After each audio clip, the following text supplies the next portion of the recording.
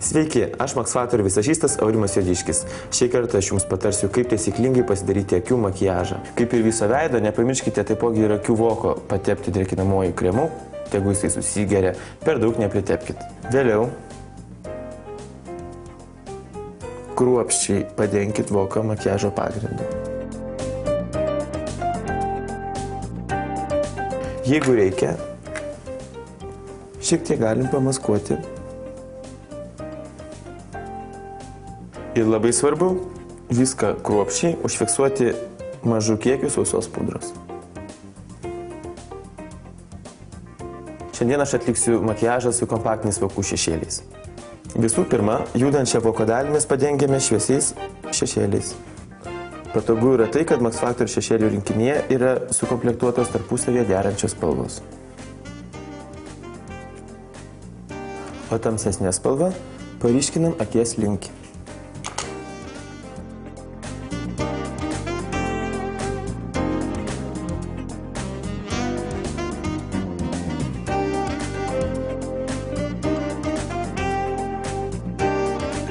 Būtent šie Max Factor šešėliai ypatingi yra tuo, kad paėmę drėgną šepetėlį, pamaišę kamputį jį su spalva, mes galim išgauti daug intensyvesnį atspalvį.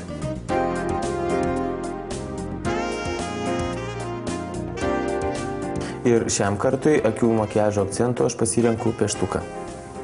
Tai yra klasikinis juodas pieštukas. Akių pieštuku akis galima dažyti dviem būdais. Vienas variantas yra, mes darome tiesiog ploną liniją prie pat blakstienų. Antras variantas, mes darome šiek tiek storesnę liniją ir ar pačiu pieštuku, ar paprasčiausio pagaliuko su vata pagalba, nes tiesiog šiek tiek išatišuojam, kad gautųsi dūminė linija. Šiuo atveju aš padariau tiesiog plonytę liniją prie pat blakstienų, į kampus jinai šiek tiek išstorėja. Bet esant reikalui, mes galime net šiek tiek pakoreguoti akies formą. Pavyzdžiui, jeigu akis yra maža, mes galime ją pabrėžti storesnę liniją, išretušuoti, apibrėžti akį šiek tiek jos trečdalį apačioj, padažyti daug blakstienas, optiškai akis atrodys didesnė. Jeigu mes norim akis žydinti dar labiau, tada baltą pieštuką mes įdėkim į akies vidų. Jeigu mes turim, pavyzdžiui, azijietiškas akis, užtenka tiesiog nuo pusės akies nubrėžti į išorę liniją, nebrėžti per visą akį, akis įgaus tada taip norimą migdolo formą. Ypatingai būkite atsargios, kada nusprendžiate ryškinti akies apačią. Per stora arba per ilga linija gali tiesiog nusverti optiškai akį žemyn ir pridėti šiek tiek amžiaus. Ir akių makiažą mes užbaigiam tušu. Labai dažna klaida yra, kada kai kurios iš jūsų skundžiatės, kad tušas negražiai dažo arba tiesiog neužriečia blakstienų. Visada darykite tokį dalyką. Atsisėskit prieš veidrodį, užkelkit galvą aukščiau ir žiūrėkite į save tiesiai veidrodį.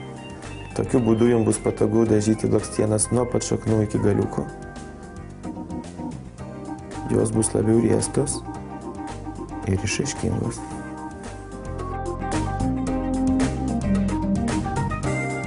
Labai svarbus dalykas ryškinant apatinės blakstienas yra tiesiog nepadauginti blakstienų tušo. Šešėlis mes akį liktai optiškai norim priartinti prie migdolo formos, kelti ją į viršų, o jeigu mes per daug išryškinam apatinės blakstienas, visas efektas dingsta ir akis tiesiog nusvyra žemyn. Na, o dabar aš parodysiu, kaip pasidaryti jaunatvišką akių makiažą ir naudosiu tam kreminius šešėlius. Visas makiažo ryškumas išlieka tas pats. Veidas jau yra paruoštas, tiesiog mes dabar dažom akies voką.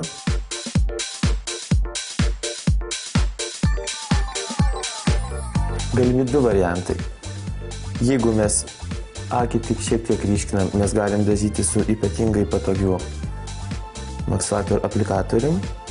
Arba jeigu mes norim padaryti labiau dūminį efektą, mes tiesiog išretušuojam pirštu.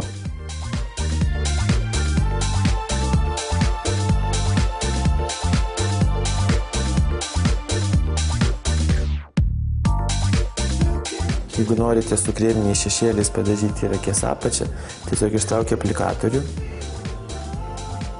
lengvai patapšnokite ranką, kad neliktų dažų pertekliaus. Ir lengva, plona linija palei blakstienas, ryškinkite akį. Kadangi mes darome jaunatvišką makiažą, tai mes naudosime ne vieną, o kelias spalvas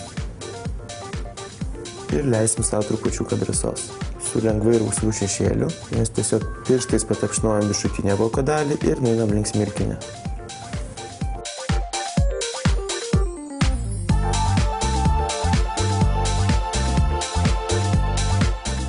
Kad sustiprint makiažo efektą, mes tiesiog labiau rausva spalva paryškinsim skruostus.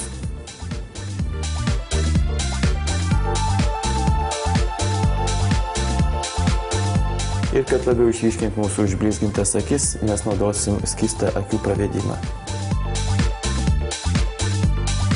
Akių makiažui išryškinti aš naudoju skystą akių pravedimą.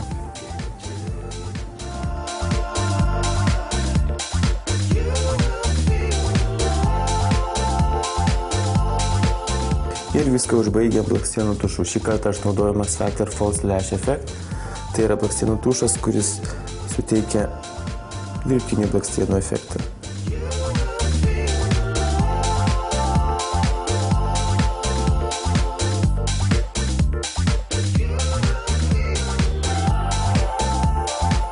Kadangi mūsų modelio akys yra pilkai žalios, todėl aš neatsitiktinai pirmam akių makiažui naudojau natūralią ir rusvą spalvą, o šiam ryškesniam akių makiažui aš naudojau pilką.